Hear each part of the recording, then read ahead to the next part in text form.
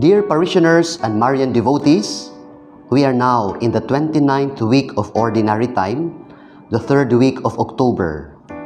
This Sunday, we are starting the third batch of participants for the Parish Mission Congress. It's a granular or small group event meant to evoke among parishioners a mission mindset. Jesus, the first missionary of the Father, invites us to consider life as a mission. It is this mission that gives meaning to our daily grind in our living and loving. By being like leaven in the world, we give a hand in building the kingdom of God, little by little, daily. Let me point out to you some highlights for this week. October 18 is the feast of Saint Luke. He was a doctor, an evangelist, and a great missionary.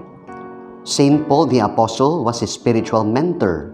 He used his gifts to tell the story of Jesus, especially his writing. His gospel invites us to rely on the Holy Spirit, to trust in God's redeeming mercy, and be compassionate to the least and the lost.